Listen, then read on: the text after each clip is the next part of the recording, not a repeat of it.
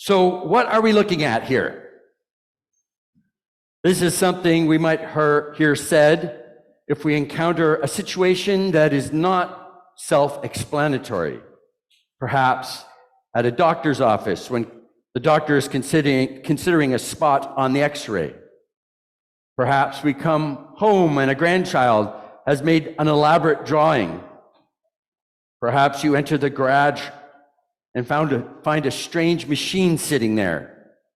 Situations like this, you might ask, so what are we looking at here? I find myself asking this when I come to the story of the Transfiguration. So what are we looking at here? We have reached the midpoint in Mark.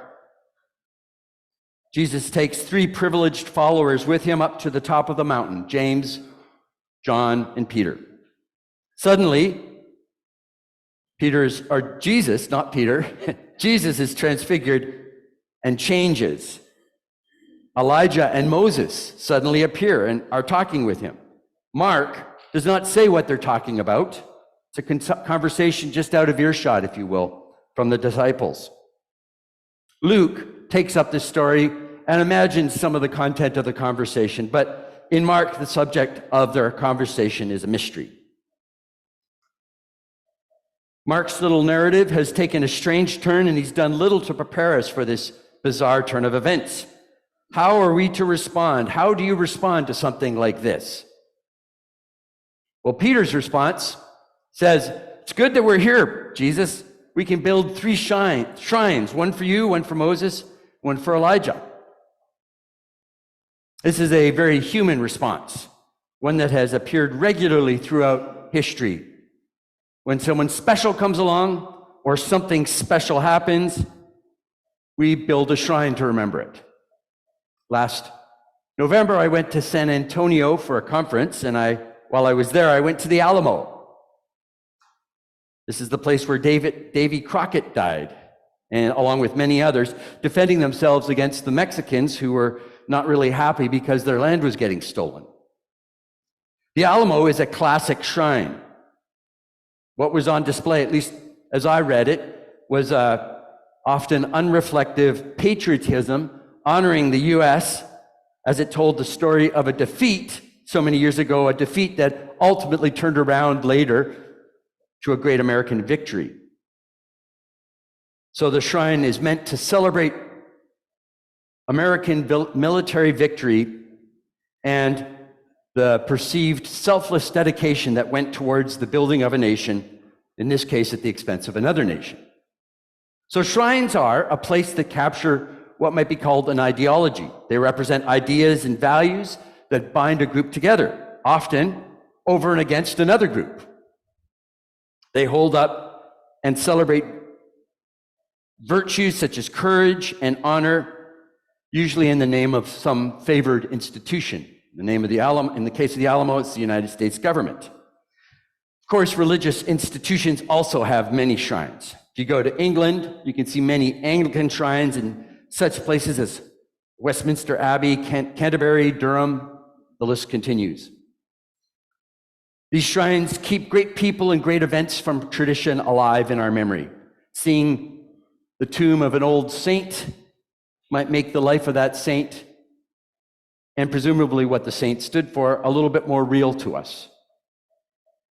Seeing a monument in a place where something important happened can have the effect of making that little bit of history a little bit more real to us.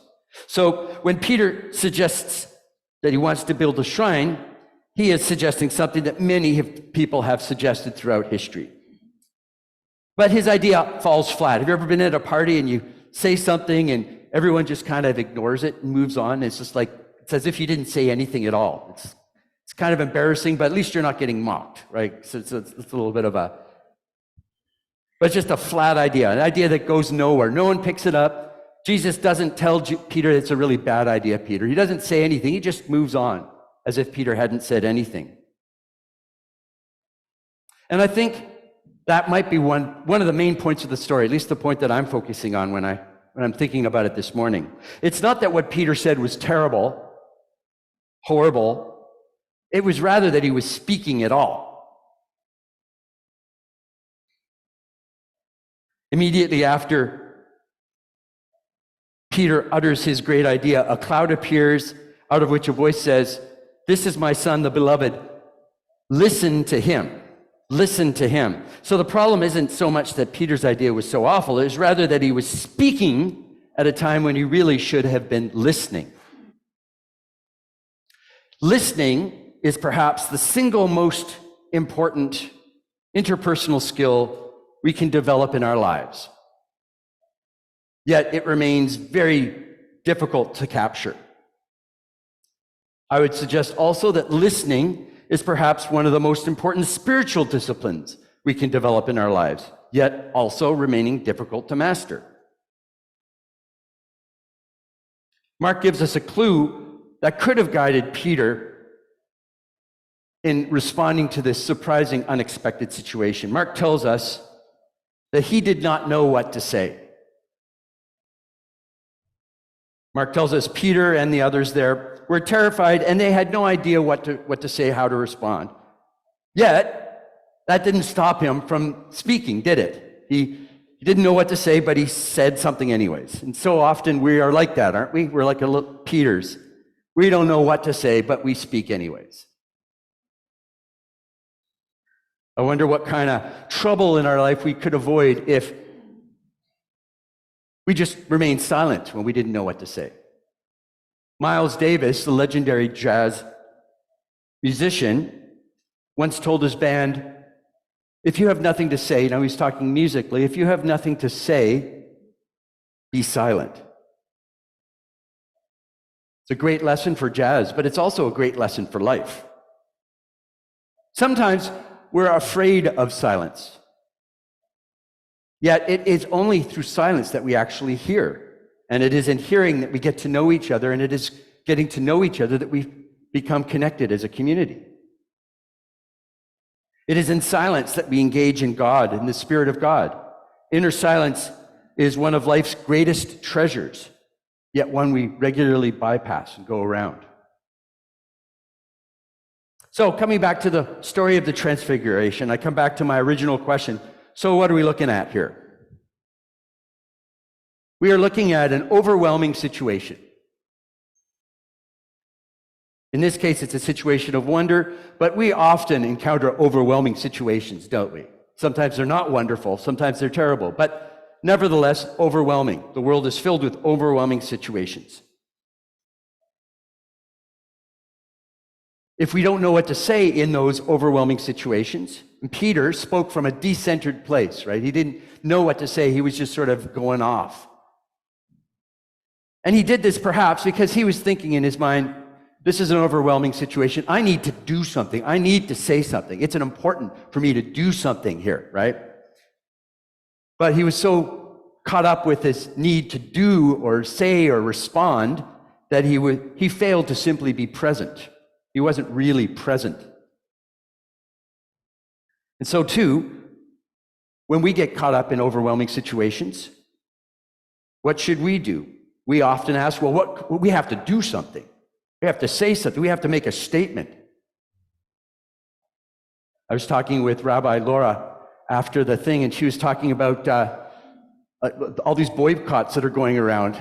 And she said she drew the line when was it Dove or one of the perfume companies, like all the people who bought their products said, we want a statement from you. It's like, really? You need a statement from whoever produces soap?